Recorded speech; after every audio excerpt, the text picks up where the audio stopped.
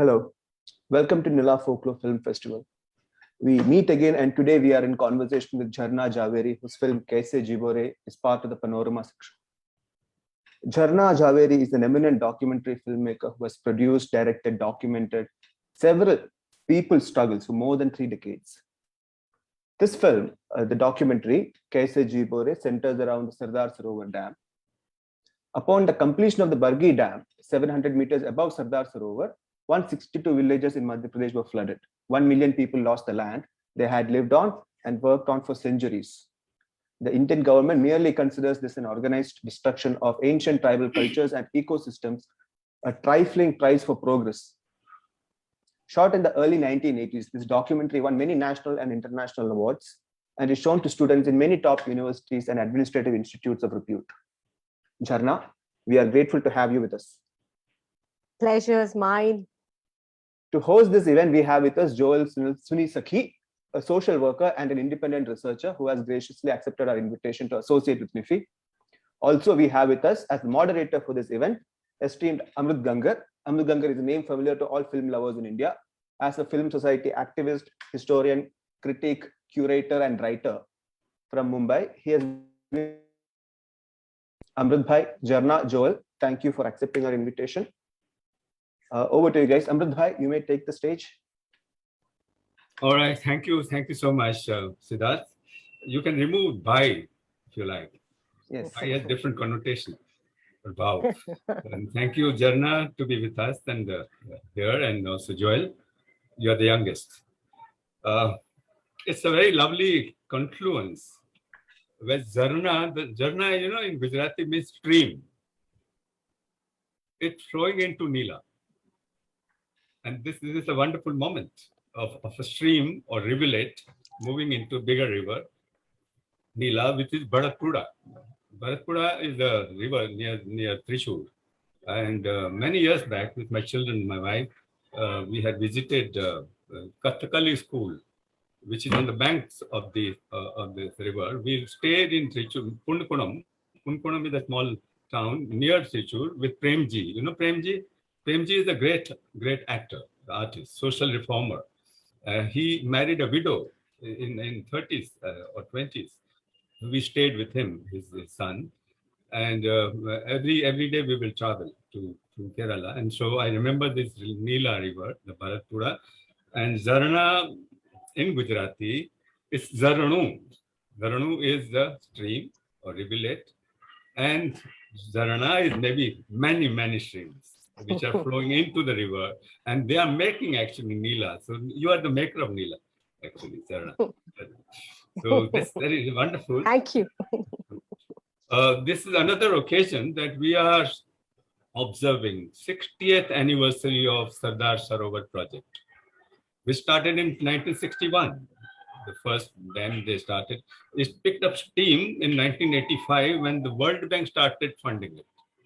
But 61 to 2021, a lot of water has been polluted. A lot of water has flowed under the bridge. We don't know where it went, and how many people it got devastated. But it's important to know that this is 60th year, and it's also 30th year of Kaise Jeebo Re. I'm sure you started the shooting in 1991-92. It took 6 years to make this film, Kaise Jeebo Re. I would like to reflect upon a bit and on the word folklore. The folklore is a very important word. Where does it come from? If I'm not wrong, in Malayalam, what do you call Atithiyangal? Atithiyangal? Folklore in Malayalam is what? Atithiyangal or Aitihayam. And what does it mean? Aitihayam. Aitihasam means mythology. No, not really mythology, but legend. Legends, yeah. Or folklore. So Aitihayam and Atithiyangal is also a word, I think, in Malayalam. So to go into the etymology of the word is so important. I always do that. So why do we call it? First time when Siddharth called me, I asked him, how do you define this word, folklore? It is so elastic, it's so substantive, the word itself. And in Gujarati, we call it Lok Katha or Lok Vidya. In Hindi, it's called Lok Sahitya. The word Lok is important here, the people. It emerges from people, but I was thinking today of how to reinterpret this word. And folklore to me is the collective wisdom. The collective wisdom or collective knowledge acquired through centuries. Now this automatically or naturally goes to Adivasi. They have acquired this knowledge or wisdom over centuries, and what we are doing, we are destroying that folklore. We are destroying that collective wisdom.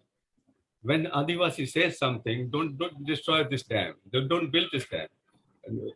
He or she has something which has been given to them over centuries of wisdom. You understand? Not the planners of today, the state. So this is state governing against the governed, oppressed against the oppressor. These two entities always has been historically intensive. So this is what we are going to comprehend. And the documentary, of course, we will discuss. But the idea about the sustainability, that Dubai Expo, which is going on now, right now, Expo 2020 Dubai, which will run up to March 2022. It's a huge event. 196 countries are participating. Government of India has a pavilion, which has spent billions of rupees on this in propaganda, where Prime Minister's face is the main face, which is seen by all the people. But the commitment statement, as they call it, is about sustainability of this Expo 2020 today. Sustainability, which is talked about, which you talked about 30 years ago, when this dam, all these questions you are raising in your film, and they're quite relevant even today. So this is what I was thinking of discussing today, and also what is happening in Kerala right now. 3 years ago, it was more devastating time, 2018. More than 500 people died. 526 people died because of the flooding. Why does this flooding happen? What happened to Idukki Dam? Idukki Dam is the first Asia's largest arc dam. Largest.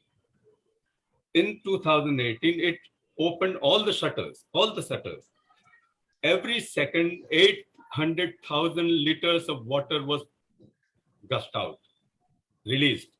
Every second, 800,000 of water. And it went downstream, devastating many hundreds of people. Hundreds of thousands of people were displaced. This was not because of the dam. Why? Hundreds of thousands of people lived in camps, government camps. In 2018, just 3 years ago, and it is happening again today in Kerala. So this question, again, we have to raise and try to contextualize what is happening. And here I remember Mahatma Gandhi, who said, the world has everything to satisfy, everything enough to satisfy everyone's need, but not enough to satisfy everyone's greed. This is all about greed. In Kerala, if you go and see, hundreds of acres of farming land, agricultural land has been leveled, and skyscrapers have been built or malls have been built in Kerala. Quarry business is flourishing. Many rocks and mountains have been cut. All this is happening right now. What are we questioning through this film? I think this film is creating many questions before us. 2021, we call ourselves modern. My question is also the modernity. Who is modern? Is that Adivasi not modern? Or I am modern because I'm so-called educated? This country has the largest population of educated illiterates. The educated illiterates have done so much damage to the world. They are the planners. They think the dam is good, big dams. In 3 decades, we built more than, I think, 1,500 dams. I'm referring to the book called Documentary Testimonies. Have you read this Bhaskar Sarkar's book? He and there's a co-author, co-editor, Janet Walker. They refer to your film as subtitles interesting. Archives of suffering. Archives of suffering. We are creating archives of suffering. Your film is one of the archives. It's an element or part of this archive of suffering. This archive of suffering or sorrow, Kaise Jeebo Re, has that pathos. The title is on the song. How shall I survive, my friend? That is the question you are saying. Kaise Jeebo Re is part of this sorrow, part of this suffering archive. So this archive is now broadening. This archive we have to refer to. What is the suffering? Are we has suffering reduced, lessened, or is suffering increased? We have to question this really, and we start from that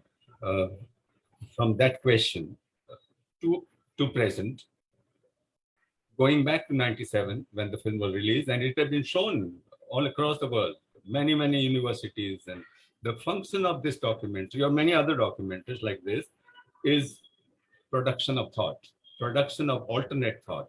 And that's what you are doing through education, through teaching. You are producing an alternative thought. And this alternative thought or vikalp is extremely important. Have we succeeded? We don't know. You cannot quantify how this, because dam has been built, devastation is continuing, more dams have been built despite your documentary. So what is happening to that Adivasi? The one frame I remember is the mother washing a child's face with that obnoxious water. The Adivasi who are used to this pure water, pure air, pure nature, have to do this. Why? These are the questions. That this is not only displacement, but the increased amount of obnoxious air, all kinds of pollution which it creates.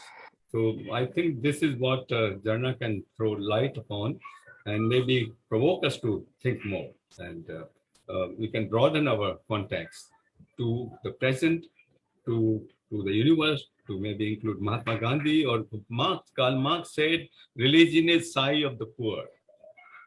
It's not opium, but it's sigh of the poor. It is all sigh of the poor, which your film has. The folklore, because your film starts with a song.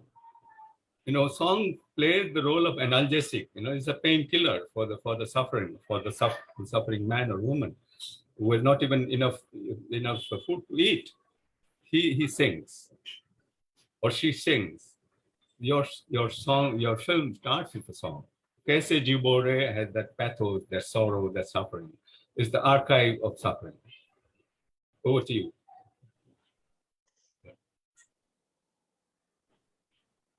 Jharana.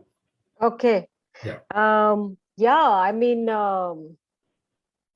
so many images come to my mind, while you are. So I'll begin by remembering the song, the Mahareva song, which is in the opening sequence. Yes, that is why it is folklore. The folklore. Yes. This film is part of the folklore. Right. This is a huge wisdom. Right. So that Mahareva song is a folklore which is sung as a devotional song to the river. Yes. Can you sing it? No, no. I would rather just tell the story about it. All right. It's sung all along the valley. In Madhya Pradesh, Maharashtra, both the entire tribal belt popularly sings. And then this song was kind of remixed with Indian Ocean, which is a very popular band now. Yes. And this was the first film they gave the background music for. And so they composed the music of Mahareva and, jammed with it. Because Rahul Ram and others in the team had traveled to the entire Narmada Valley. So as artists who were not from that culture, who went into the Narmada Valley, along the Narmada Valley, build connections and build bridges in terms of knowledge base, in terms of what is going on, bringing it back to the mainstream culture, as well as taking our concerns into the valley. The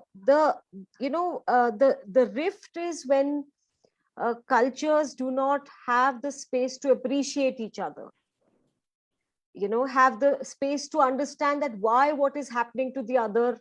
Is there anybody who's willing to listen to us?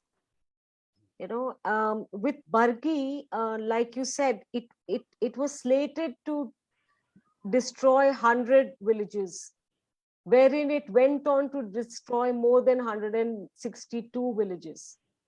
Now, all these might seem just numbers to us, because we are now exposed to all kinds of, uh, you know, uh, uh, despair has become like a marketable commodity, distress, despair.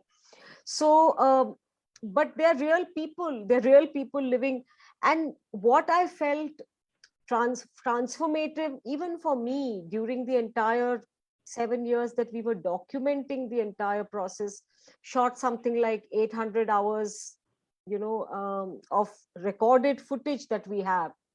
When there was no Sardar Sarovar Dam, we walked across in 86. That is the first time when Sardar Sarovar wasn't there. We went from Manibeli across to the other side, walking on a mud dam structure. So from there on, to actually see this humongous structure with so much destruction happening, of course there are 1 million questions. What kind of development for whom, what role would corporates play, what role would cement factory, the people who are benefiting, government agencies, civil society itself. What do you How do you quantify the water that's in the river?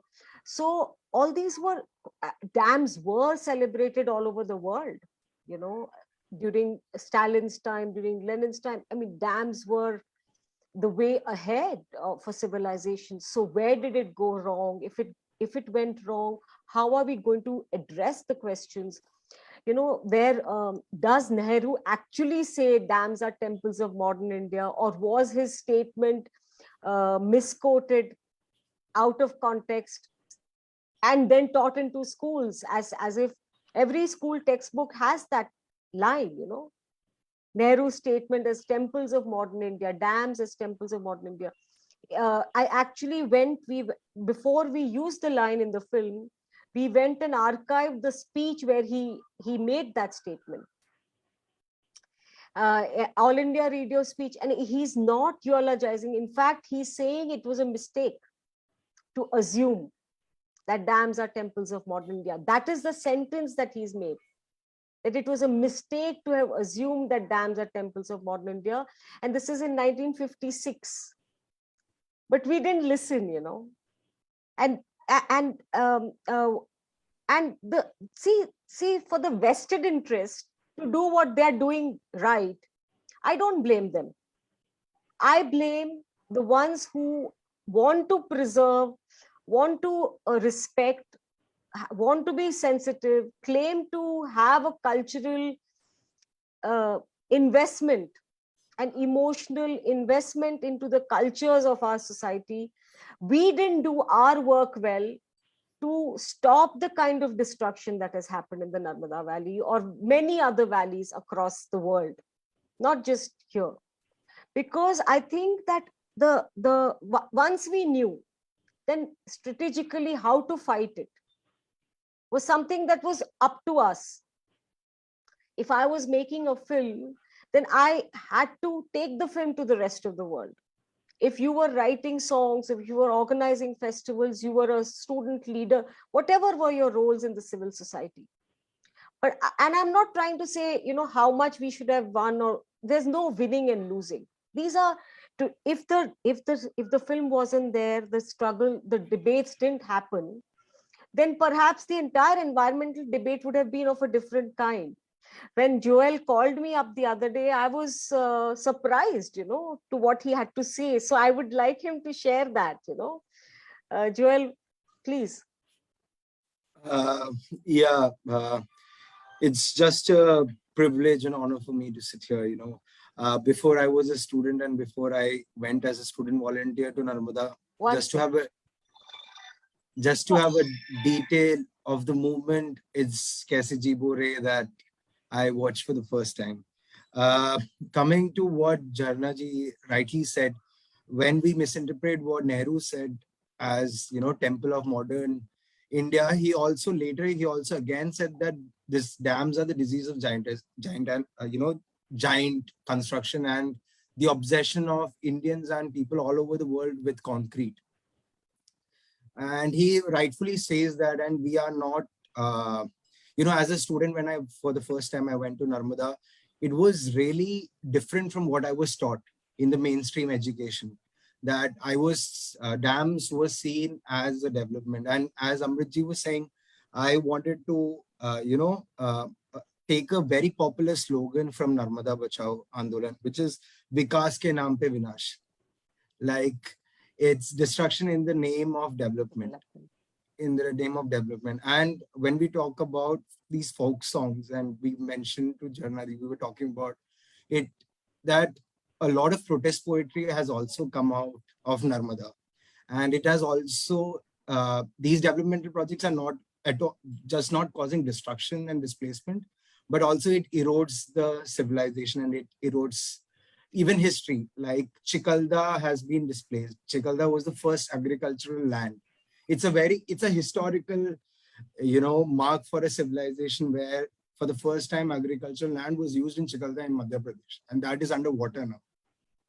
So those are the folk songs of the Gond community has been transferred from the past 30 years through these protest poetries and these poems, which has been very well documented in the movie also. But the sad part is, even after 30 years of the movie and over 35 years of the struggle, still people of the Narmada Valley, there are thousands who are still living in tin sheds right now, still looking for rehabilitation. We are just fighting against ecological development. And even when we talk about the case of Kerala, even after seeing so many dams, there was so much of discussion of another dam coming up, which is the Adipalli Dam. Even though Kerala could see a lot of destruction happening, the obsession with development, which has been misinterpreted by, the powerful and the educated, where in the documentary, a village man says that the powerful and the educated are part of the project of mega dams and development. They are the ones who benefit from it. So, Sitaram Bhai. Yes, Sitaram Bhai rightly said that the powerful and the educated are the problem, or they are the ones. So yeah, just wanted to, just put light onto the traditions and the culture which has been inculcated to the future generations. And as Amrit Bhai rightly pointed out, Mahareva, the song in Narmada Bachao Andolan, everyone starts their day by singing the song Mahareva. And even the schools of life, which is the Jeevan Shalas in Narmada, and because of the Forest Rights Act now, it has been under threat now. Even that inculcates a lot of nature-based learning, which we can't see in the mainstream media. I mean, Jharana ji can say a lot more about it being an educationist. But as in an urban school, we have been taught that, dams are necessary. But through the documentary, we know that the submerged area is more than the land which comes under irrigation after the dam. So the contradictions and the misconception of the population, or the insensitivity towards the cause, and that needs to be focused on. I was interested in what Nehru says, the process, 56 to now, what happened. And it's interesting to understand why.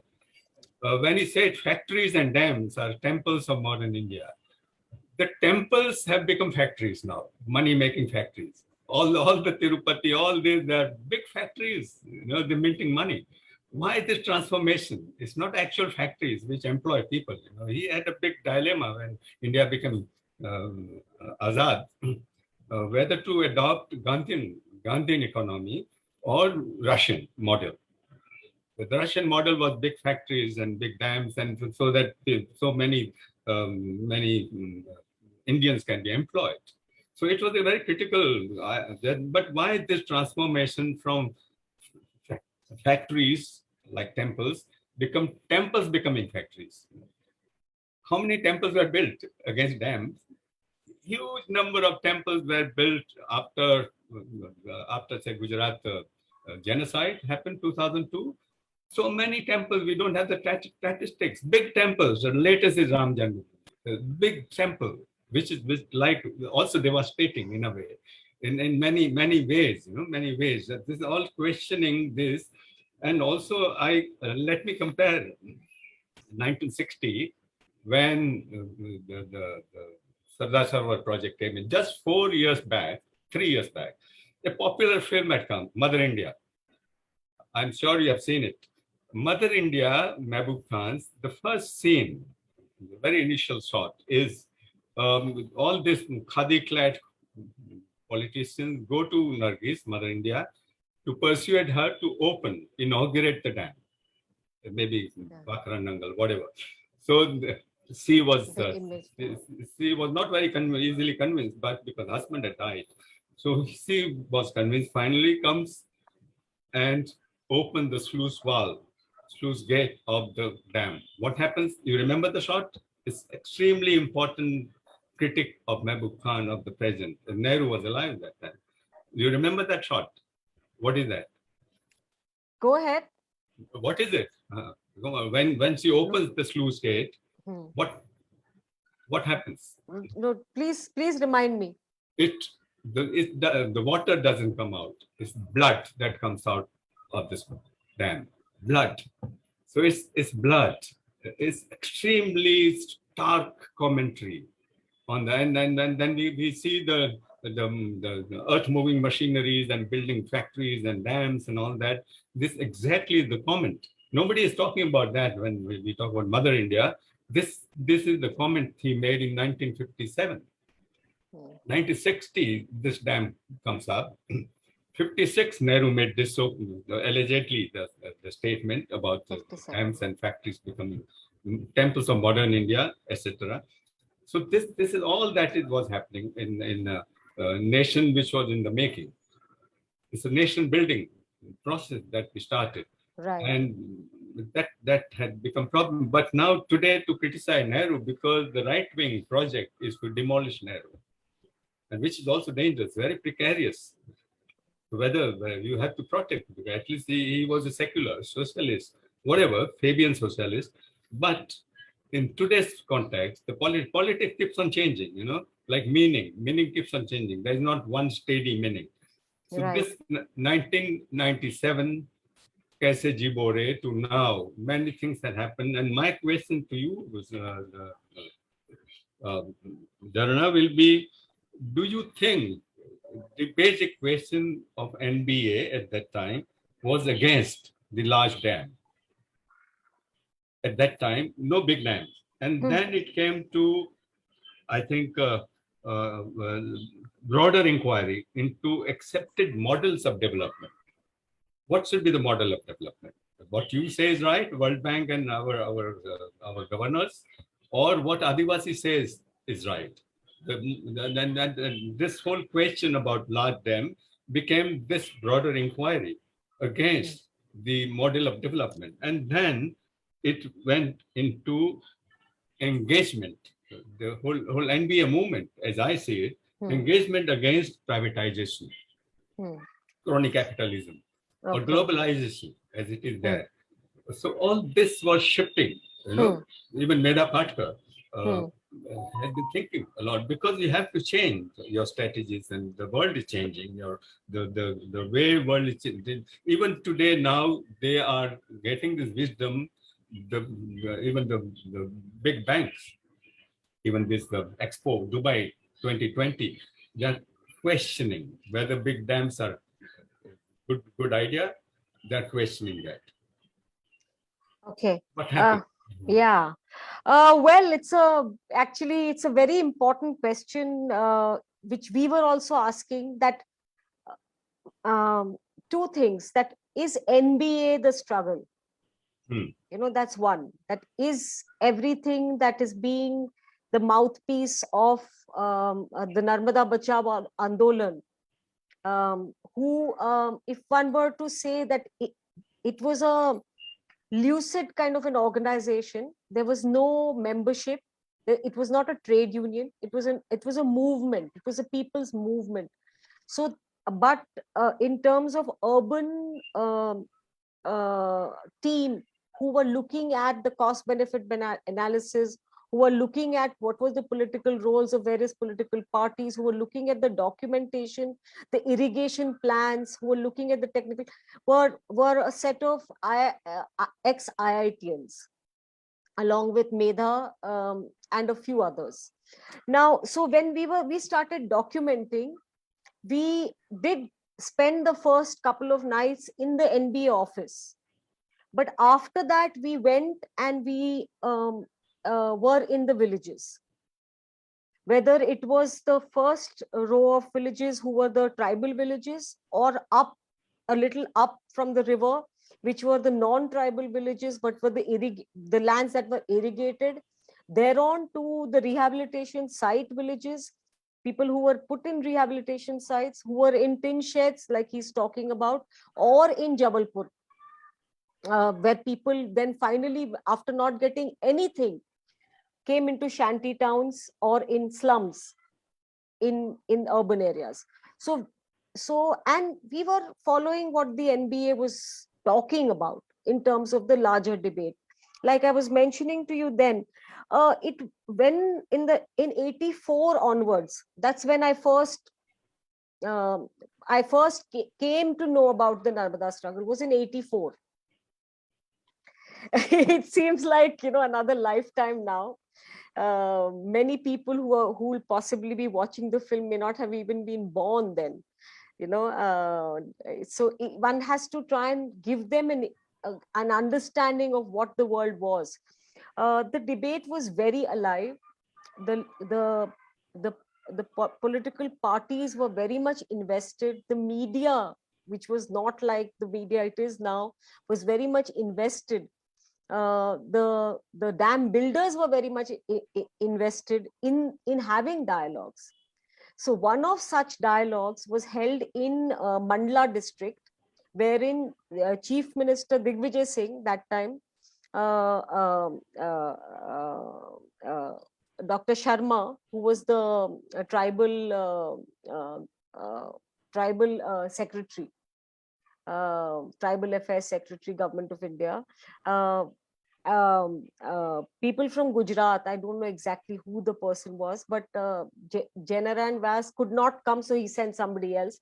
And there were a whole lot of people from India today, people who came to, and people from the villages. They were tribal representatives. They were who had this conversation that what is happening, and it was a 3-day. Digvijay Singh flew down, which is there in the film very briefly, but the conversation that you're talking about, that NBA was having one set of conversation. Uh, they began, and they still hold the position of no large dams. They still hold the position of no large dams, and they are very technical about it. What does multi-purpose project mean now? So I, without going into too much technical, but thereon, from that debate to NBA itself transforming into something else, which was like the NAPM, which is a larger body, which talks about not just dam displacement, but which talks about mines and corruption, and what is the role of banks today. I mean, all kinds of interventions. But during that time, the time that you're talking about, 97, it was basically challenging the World Bank in international funding, which was a big step ahead. One did not challenge, one assumed that one was looking for foreign funding. One wanted international aid. So here was the first time we recognized that obsolete technology was being dumped onto us without questioning its viability, its legitimacy, its need, and who is going to pay for it. It is the people of India who's going to pay for it. So the displacement issue or submergence issues were not the only issue. The cost benefit issues, who is going to be actually benefiting, who is going to be paying for it. And as it unraveled, all this became clearer and clearer, that not only that JP, who was the construction company, was going to benefit. It was larger corporations, larger interest groups that the vested interest was in, banks.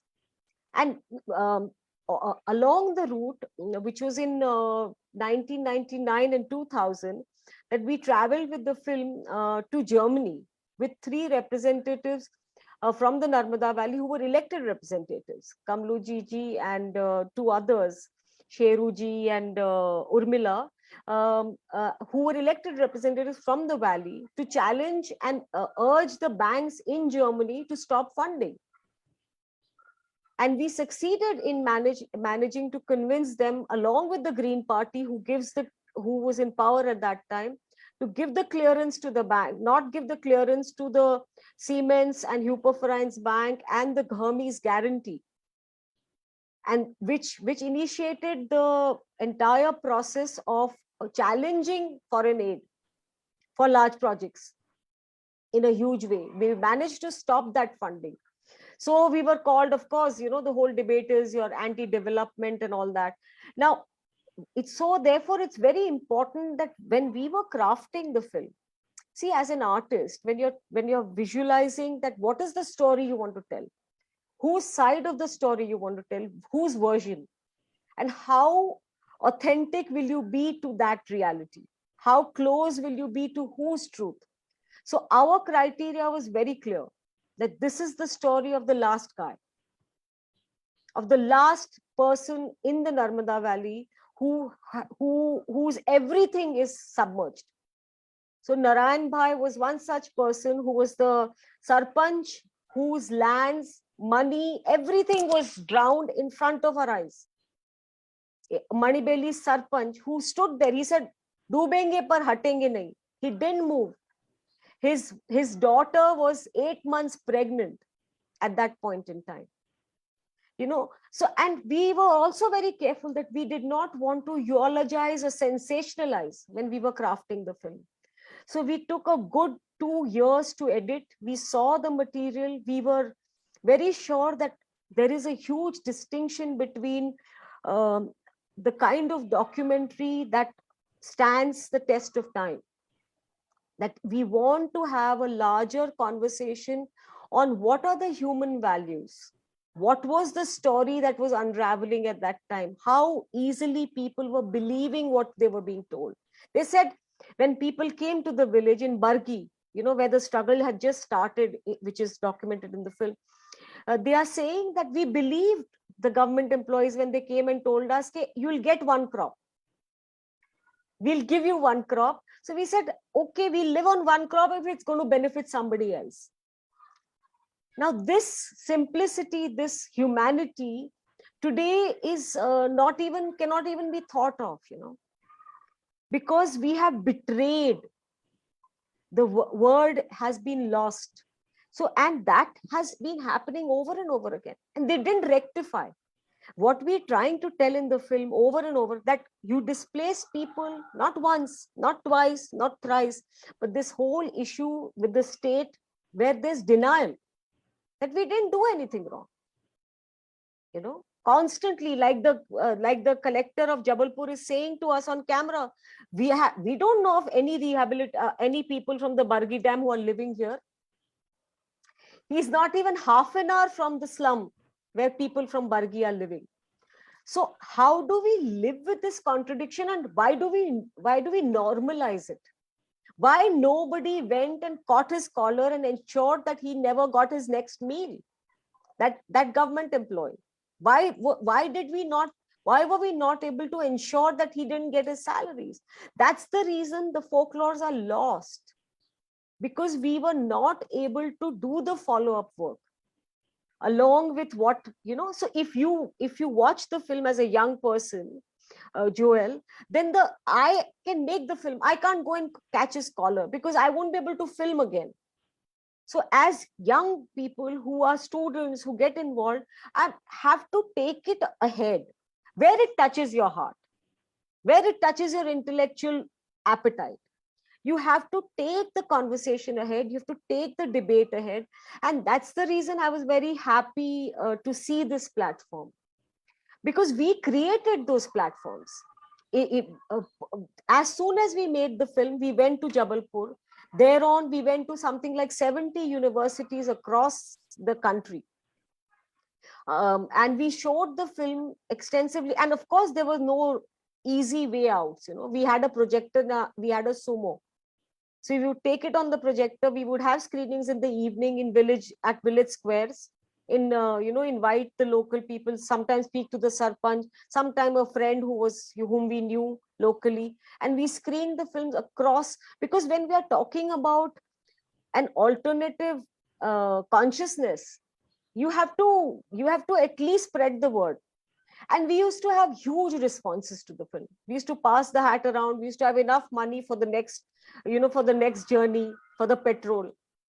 It was never that it was thrust upon us. It was very adventurous. The same way we traveled to Europe and the US. And we showed the film to the World Bank, to the IMF. We had screenings specially organized for them. We showed it at the United Nations Rehabilitation Committee. People who work on the rehabilitation policy, we tried to show it to the government of Gujarat, which was not easy. But many interventions were taking place. And this is all before social media was there. Now we have it all laid out on the platter, but very few people are able to reach it. Because in the last 15 years, like Amrit just said, that in the last 15-20 years since Modi government has come to power, knowledge has been turned on its head. Information has been turned on its head, and we are aware of it. They know very well what they are doing. Now, how do we deal with it is not this platform, but it needs to be dealt with. So I'm from Kutch. Now, Kutch farmers and peasants, they're always promised, अभी तो पानी आ जाएगा, नर्मदा का पानी आएगा, फिर आपको कुछ चिंता नहीं है, ना पानी आप घर में नल आ जाएगा, वगैरह, नल जल. So, what do you think of Gujarat? How far Narmada Dam has helped the farmers? How far and whom? They have outright betrayed the people of Gujarat. Where does the water go? More than any. See, firstly, there is not enough water as claimed in the project proposal. The water as it was in 56 is not what the water is there in 2000, right? So you have to have a reassessment of the initial, how much water is there in the river. What is your assessment now in 2021? Right. How far and to whom this Narmada Dam benefited? Is it only the rich farmers in Charotar area, or poor farmers, or where? Because we want to understand the benefits of this. Right.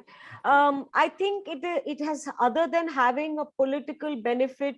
Not political. You tell us how much water was there. Say so many thousand cubic meters of water, and so much of was given to irrigation for irrigation purpose or whatever. You must have done some study, no?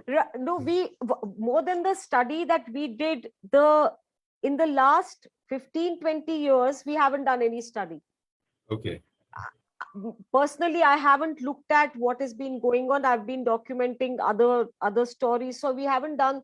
But what I can tell you is that when the last time I went, I went to Kutch not very long ago. I think 4 years ago, I traveled to Kutch to basically look at what has happened. What is happening to the budgets that were allocated for the irrigation canal to pass through the village. All the money was siphoned off from other projects. That they said no solar this year, no hand pump, because we are going to invest in the Narmada project, because that will bring us water.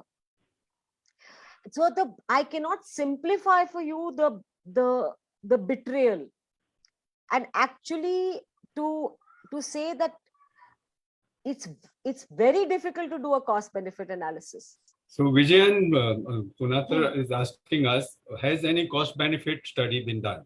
Yes. And this is what follow-up should be. We should Yes. know what has happened to Narmada Dam in Gujarat or Right. other parts. Yes, And there what have is been, the benefit? like in Ahmedabad, I went and met the officials, and I sat with them and said, please explain it to me, that how the project has benefited, and what are you now, what is the follow-up? See, because when we were documenting, they said that every prisoner who's in jail, unka jo din ka bhatta hota hai, whatever salary that they get, from that they are taking a day's salary to build the Sardar Sarovar Dam. So that is the kind of money that was being made available to the project. And no protest. No, nobody protested against that. Oh no, in jail, poor things. They were just. It's not like you had a choice. Your money, if you were supposed to get 100 rupees, you were How many Adivasis were displaced by this ugly statue of Sardar Patel? Have you made the study of that? No, I haven't. But I think we should do that. Yes. And young people like Joel should follow up. This is all part of follow-up. Yes. What is happening now? We don't understand. We go back to 97 and talk about that. That's all. But this ugly statue, the unity, statue of unity. It's also like a slap on our face, because it's part of the same structure that one is talking about, demolishing large dams. Like while we were filming, No, we don't have the statistics, unfortunately. What I mean is many scholars have. No, there are statistics. We know exactly there were 33 or 37 villages that were affected around, who did not even get enough compensation while the land was being acquired for the statue. I mean, see, there is a pattern to this. Of course, there is a pattern. This dictatorship and all that, which is obvious. During even the Congress time, this was a pattern. This is a way the bureaucracy functions. And state, not only bureaucracy. Bureaucracy follows the state. Yeah, but the state. I'm saying that there is a system wherein how you're taught. So the Britishers told us how to acquire land, and the bureaucracy follows that particular pattern of land acquisition, or how much compensation that land should be paid. Now, as a filmmaker, what am I trying to do? I want to tell that this is how the state thinks, this is how the bureaucracy thinks, this is how somebody who's affected thinks. And somebody who watches the film, what is it that I want to give to them? I keep asking myself that every time I craft a film, and I always have that on my whiteboard, that I should not lose that focus, that eye of the fish. You are trying to balance, because this minister, the woman from Gujarat, also comes and convinces the peasants, the farmers, and all that. So you are trying to balance this, both sides. No, but not finally at all. You take a stand, of course. It's not about balance. See, the film there's no balance. It's not like balance. There is. You are trying to bring out the other point of view. No, you must. You are giving so much space to her, no? Yeah, you must have all the voices. One must hear the other side. One must hear, and the film is not the end, but it is a beginning of a dialogue. Like, I think for young people who watch, if they get tempted to go to the valley, like we had the rally for the valley. Have they really got tempted to go to the valley? I doubt. I asked him. He just told me he saw the film. When did you go last? I mean, I went last 2 years ago. But I also feel that the availability of films and documentaries also was a problem, because I saw the documentary in 2013, and at that point of time, the documentary was not available on YouTube. I got the documentary and I got to know about it because of the certain spaces of privilege that I have. I'm in constant touch with activists or people, student volunteers or activists because of that.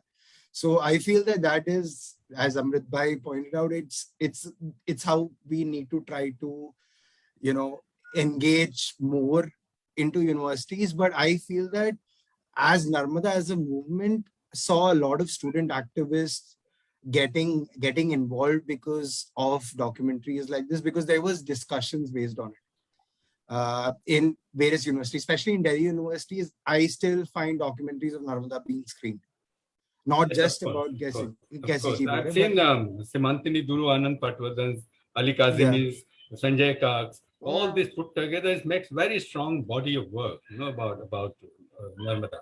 Yeah. So there is an effect, of course, and it has created that thought, alternative thought. Of course, that's what the your film in 2021 we are talking about it, because of thanks to technology, and it's all television now. This whatever we are doing, this television has been doing for decades now. Yeah. This is all Doordarshan. Okay. आप उधर से बात करूं, मैं इधर से बात करूं, television तो करते रहता है ऐसा. Yeah. But still physically, what is happening is physical. The Yeah. body and political mimesis that you create in your film, that mimesis of the body, of the spectatorial body. Yeah.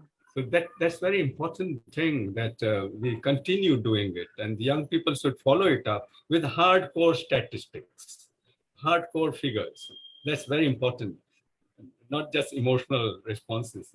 This is what we should. I think we can answer this government, whoever the government is, or the state. Yeah, I think both have a see the debate in statistics. The fear is that whole school of thought is within a certain paradigm. Now, what we are trying to do, or what we've been trying to do, not only in that film but in all the works that I've done, is just we will just conclude. Shall I finish? Yeah. I think we have 7 minutes, no? With that. No. Hi. Yeah. Please carry on. Yeah. We will sort of wind up by 8 o'clock. 8. Yeah. 7 o'clock we'll wind up. 8 o'clock. 7:50. Sorry, Yeah, 8 o'clock. o'clock. Yeah. So I feel that the the urban Western narrative is the only narrative that usually is what we get to see through all the kind of cinema that is being produced. So cinema of the oppressed, by the oppressed, for the oppressed, is a philosophy, is a way of looking at the world. That's something that I find myself closest to in the work that I try to do. I would rather have somebody like Sitaram Bhai or Kamlu Jiji or anybody, give them the camera and they make their own film, which will and have festivals with those films. We don't have a single Dalit superstar. We don't have a single Dalit women to represent the entire conversation. So I'm not getting into that too much here, but that's the space that needs to be created. So because otherwise this alternative voice that we are talking about will also become the mainstream, and it will be still us talking about indigenous, about folklores, but not the folk artists themselves. So my urge is that if festivals like this can bring in, conversations and voices of the people whom we are trying to talk about. This will happen because of the word folklore has so much of scope, they have the space to do that. Yeah. So eventually all this will happen. Yeah. Yesterday I was talking to Siddharth about one beautiful gypsy film I had seen in Copenhagen many years back. I still remember that. What a film. This nomadic tribe. So there are so many people who are deprived. Yeah. Whose rights have been taken away. Yeah, sorry. No, have somebody, one of the people from the film, invite them, take the trouble of finding them, inviting them over in a festival like this, in a platform, would be also an experience for all of us. Yeah, of course. Yeah. With that, I think I conclude whatever this is. Just to add to what Jharana ji said, that community-based documentaries and film coming up, I just wanted to highlight that Narmada Bachao Andolan, since the past 10 years, I feel has equipped its youth, with the technicalities of documentary or documentation, even not just, for films or documentaries, but also the legal battles. If you look at Narmada Bachao Andolan, most of the leaders are within the community, and that's where I feel that Narmada Bachao Andolan has been successful, getting community leaders within the community itself, that no one has to go from Delhi or Bombay, you know, there is a Savarna complex or an urban complex that we mostly we have. So Narmada Bachao Andolan could do that. And I see a lot of leaders like Rahul, who is the coordinator of Narmada right now. He's a young activist. I have Rohit. There's so many people who are using even camera for documenting, even for legal battles. They show that, yeah, rehabilitation is happening, but at the end of the day, there is reoccurrence of flood and the rehabilitation site is not there. So they have equipped themselves with technology with respect to, documentation for, preserving their own history and culture, as well as for legal battles ahead. So just wanted to add that. Yeah, that's Yes, of so course. true. This technology is the way we should use. Technology should not enslave us. Technology has to liberate us. And this is what I was teaching at Gujarat Vidyapit. Gujarat Vidyapit is in Ahmedabad, Siddharth, which was established by Mahatma Gandhi in 1920. I have been You've to been there? Gujarat. 1920, 100 years. And they are also making films on the tribal, but I was a bit, I had my own argument against this, the way you shoot the documentary, the way you document, as you were saying, by the oppressed, of the oppressed. And this voice of the oppressed has to come out. And this documentation finally is important. Whatever you document, and next question will be archiving. Digital, I don't know how long will it survive. I don't know. The celluloid survives for more than 100 years. Digital is very ephemeral. If there is no archive, if you can't make an archive of this, it doesn't serve the purpose. It's maybe useful tomorrow or day after, but not after 50 years, after 60 years. These technology producers are so clever. They make it obsolete.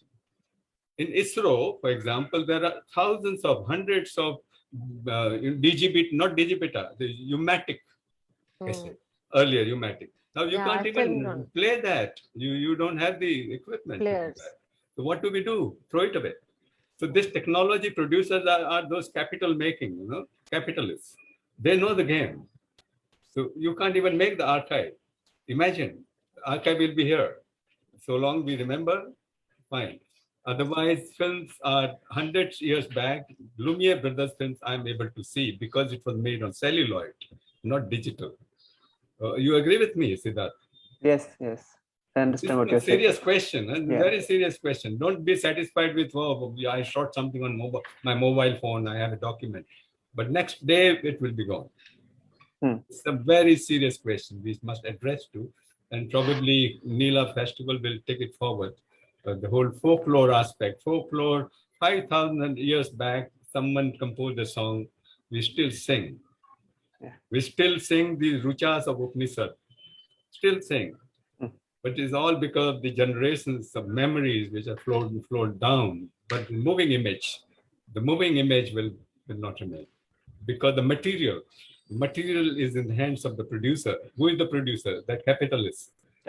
Who doesn't want you to preserve the memory. Memory is a big weapon for us. So hope your film survives for 3021 and we see it. Inshallah. Yes. Thank you. It was good, I think, discussion. Thank you, Joel, for... Thank you so much. Something I wanted to say is, Jharana, we plan on having, this is going to be a year-round activity. So just because the festival is over doesn't mean that we stop coming up with newer events. So something that we have already planned for and we are working towards is having a sort of a screening from makers who are from indigenous communities or other marginalized groups only, to a place where they can showcase their work and where everybody can access it. So I thought I should mention it because you touched upon it. Yeah. And also moving Great. forward, perhaps next year or in coming editions, we will certainly try and bring in the communities that, I mean, it would have been great to have one of the representatives of the community here. I understand. Yeah. And I also wanted Amrit, because he's from Gujarat, he's from Kutch, as well as a film person, as well as a curator of film festivals, and somebody who thinks, who thinks of what kind of a world we want to build. So I thought it would be nice for him to be here, and I'm so glad you could make time. Certainly, Jharana. Good. We can make a community for ourselves. This is also a community, right? Yeah, sure. Community of thoughts Yeah. that we share. And Joel, I'm so glad you watched the film and you got tempted like this. Many people have come and told me. Sorry, your voice. Joel, you're muted. Yeah, it was a coincidence when Siddharth called me up and said that I have to discuss about Kaise Jeebo Re. So, yeah. Yeah, many people from across the world. In fact, Arvinda and his and Ravi, I don't know if you've heard of them, but he was working at NASA, and we had gone to show the film in 1998, and he left the job. Arvinda quit, based on which then Shah Rukh Khan made that Swadesh or whatever. But they left after watching Kaise Jeebo Re and listening to Medha. And they came back and they started working in Tamil Nadu. And for now, since the last 30 years, they're in Tamil Nadu working on the grassroots. Certainly. So like this, so many people have come and said that it was very transformative, the whole experience of the film. So that's why I have kept on making films since.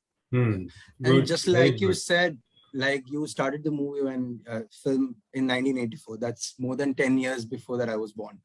So to get a context of that, I had to see that picture. It makes it easier. Yeah. And it told me a lot about the harsh realities, about what have been taught as dams being temple of modern India and how it's misrepresented. Joel, what stayed with you from the film? जैसे आपने बोला सीताराम भाई की बातें विकास के नाम पे Vinash, and the second thing was sorry to interrupt. You know that he passed away just yeah. So in his memory. Yeah, in his memory. And the second one where we say that the two enemies are the educated and the powerful. And I guess this won't change. This is the truth which remains. Educated illiterate. Yeah, educated illiterate. Yeah. It is a truth which will continue for like even after 10 years, it will be the same, or even after 100 years, we are going to be the threat. Yeah. This year in the competition, there is a film from Amazon. Yeah. There's interesting mix. What stayed with you, Siddharth? So, Jharana, have you seen the poster? Yes. So all of our posters have been done like that. We watch these movies and then we try to understand, or we try to represent what the sense that came to us. Oh, I haven't seen that poster. Okay, let me share it with you one more time. All right. So as a creator, as a communication designer, this is the work that we put out. This is our representation of the movie. Okay. So all the movies are as part of the Panorama section has their own posters that we have created. Oh, okay, nice. Siddharth studied at IDC, Industrial Design Center, IIT Bombay. Okay. Where I had the opportunity of teaching some semesters. Okay. Film theory. Okay. Let me share that with you. I'll share that as soon as possible. Okay. So that will answer my question. Yes. Okay. You get a sense of what it is that it meant for us. Okay. What remained with us. All right. What remains with you. Okay. And let me wind it up. Thank you, Amrit, for coming. Yes. Thank you so much. Thank you. Joel, Jharana, thank you to all.